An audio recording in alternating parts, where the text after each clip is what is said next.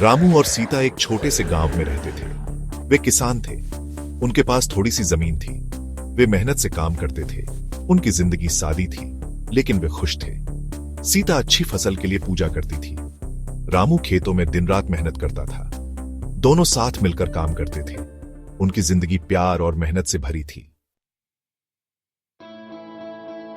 एक दिन रामू शहर से वापस आया। वह बहुत खुश था। उसने नई तकनीक के बारे में सुना था। नई मशीनों से खेती आसान हो सकती थी। रामू ने सोचा कि इससे उनकी आमदनी बढ़ेगी। सीता को यह बात पसंद नहीं आई। वह पुरानी परंपराओं को मानती थी। उसे डर था कि नई तकनीक से नुकसान हो सकता है। रामू ने सीता की बात नहीं मानी। उसने नई मशीनें खरीद ली। उसने नई तकनीक से खेती शुरू कर दी, लेकिन नतीजा अच्छा नहीं हुआ। फसल खराब हो गई। रामू बहुत दुखी हुआ। उसे अपनी गलती का एहसास हुआ। उसने सीता की बात नहीं मानी थी। अब उसे बहुत पछतावा हो रहा था। सीता ने रामू को दुखी देखा तो उसे समझाया।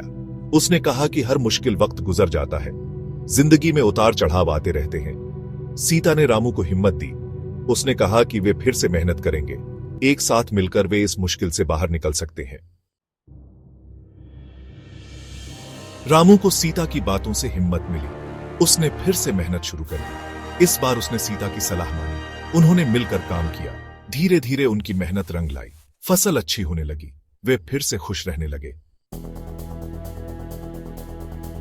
यह कहानी हमें सिखाती है कि प्यार और समझ से हर मुश्किल का सामना किया जा सकता है। रिश्तों में विश्वास और सहयोग बहुत जरूरी है। जब हम एक दूसरे का साथ देते हैं, तो जिंदगी की हर चुनौती को पार कर सकते हैं।